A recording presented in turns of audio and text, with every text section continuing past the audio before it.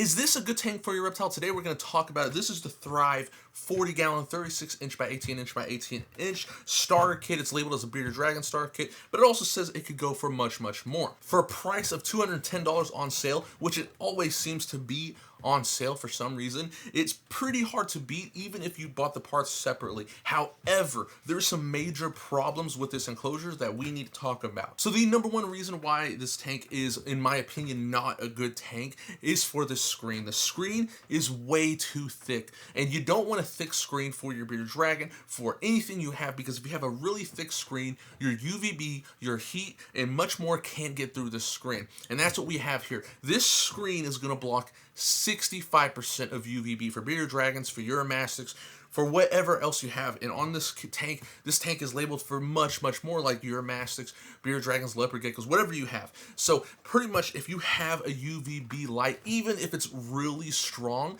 it's going to be diminished with this screen. And that's why I say this tank is not that good. But how do you fix that? Because you can fix that. You can actually replace the screen and fix this issue so it can be a non-issue. But then again, is it a good value? Because like I said, it is hard to build up a tank from other parts to match this price point.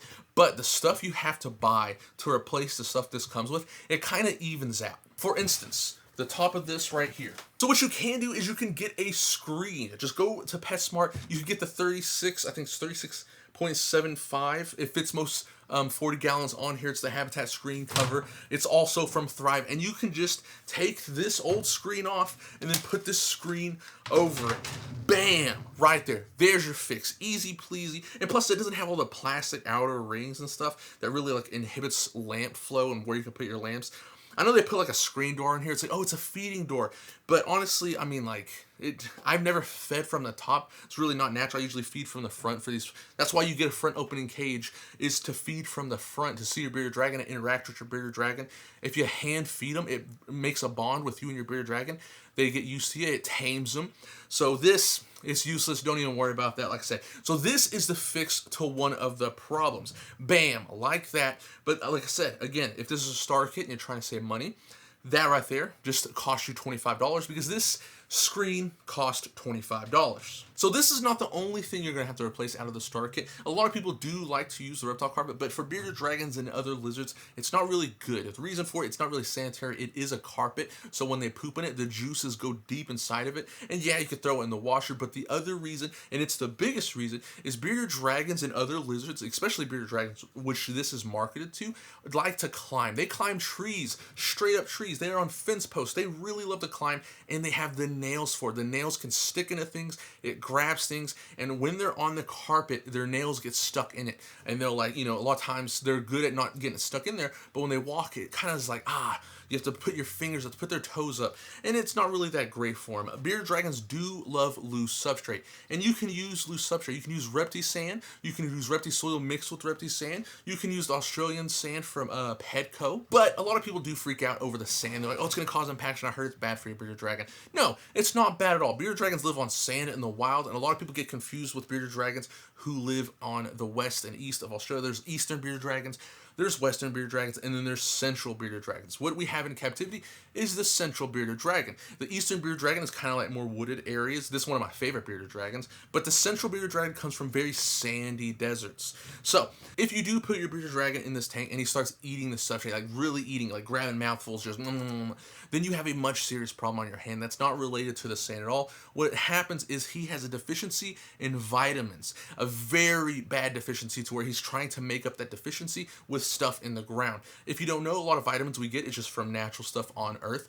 Iron and stuff like that comes from the ground. So when they're low on vitamins, they do that right there. And humans do this as well. A lot of pregnant women, when they're making a baby, they get deficient on vitamins. And when they get deficient on vitamins, they will eat crazy stuff. They'll want to eat like chalk or like pieces of the drywall, stuff like that. And that's just the body saying, hey, we need this really bad. And the same goes for your bearded dragon. So if that does happen, you can give him some multivitamins like this right here. Some Reptivite with or without D3. It's not really going to matter. I myself use without D3, but you can use with D3. So the next problem we're going to have is the coil UVB. This coil UVB is a little bit stronger than the minis. If you have this one, I highly highly recommend you replace this one right here. This is the Thrive 13 watt. It comes in a 20-gallon tank. If you're using a 13 watt, this is not meant for bearded dragons, despite it having bearded dragon on the front of this.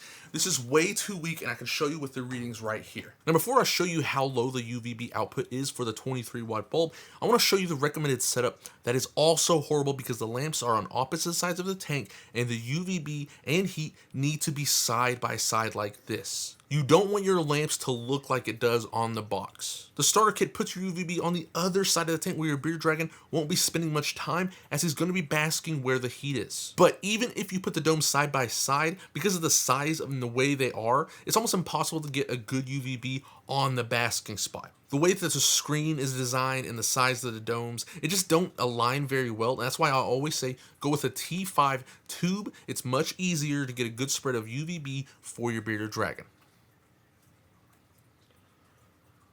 Like I said, UVB is so important for bearded dragons. You need a reading on the solar meter, which is the meter I used to test this out with. You need it to read 3.0 minimum at the highest point of the basking spot. It's okay if it reads not 3.0 around it, but somewhere around the basking spot, it needs to read 3.0, and that is just not possible with a 13 watt bulb. These you could use for like leopard geckos and stuff like that. You can honestly use some of these for like crested geckos because the output is so low that's why it's okay for them. But for a bearded dragon, they need really high output UVB, and this just is not it.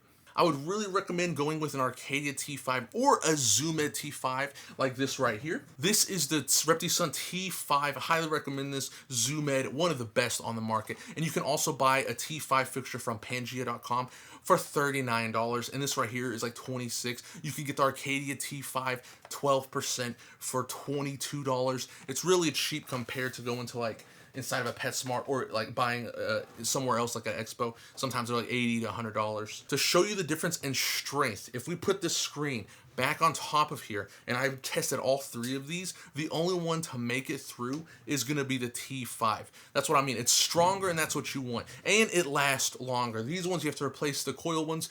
You have to replace every 6 months. The tube, you can replace every year. Saves you money in the long run, and all you have to replace on the tube is the light itself. You don't have to replace the fixture at all, and the fixtures are interchangeable, so if you get this one, you get the Arcadia one as well. So like I said, even though this is a starter kit, you're gonna have to start replacing so much in here right off the bat. So that's the bad thing about it. Now the heat bulb in here works perfectly fine. It's a great heat bulb. There's pretty much all heat bulbs are kind of the same. They're all made from China, except the Zoomed heat bulb, which is one of my favorites. It's actually made in Poland. So that's the difference for that as well. Now the other stuff in the starter kit, like the water bowls, are perfectly fine, nothing wrong with them. The basking spot / hide, or the climbing opportunity, is good as a climbing opportunity, but as a hide, it's not really that great because it's so open inside. Usually bearded dragons, they want their back to touch whatever hide they're in. Like their back touches the top and their belly touches the bottom.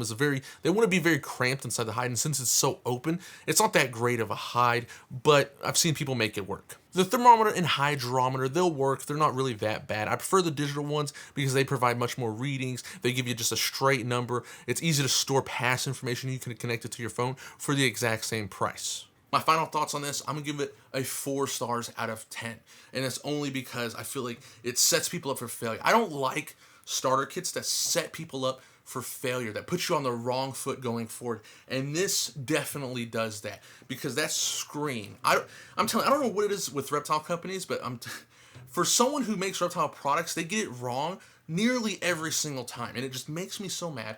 But beyond that, it's a good tank on the sides. Very good quality glass, nice front opening doors, and I want to give it a higher rating. You know, I would love to give this thing like 7 out of 10. There's just missing more things in here, like climbing opportunities, loose substrate, but I'm giving this 4 out of 10. And the problem is, it is a 40-gallon. A bearded dragon does need a 4x2x2 eventually, because if you get a baby in here, yeah, it's going to look very big for a baby, but eventually that baby is going to get 2 feet long, so you need 2 to 3 times the space of the tank for him to move around and feel okay, because if he's going to be 2 feet long, guess what? This tank is just not going to be big enough. So a minimum for a bearded dragons is a 4x2x2, but a lot of people start off in a 40-gallon perfectly fine. However, I am going to have a video explaining how to set up this exact tank properly and for very cheap. Only probably like $40. And we're going to turn this tank into a beautiful bearded dragon habitat. It's going to go from this right here to this right here. So like and subscribe if you enjoyed and you want to see that video, and I'll see you next time.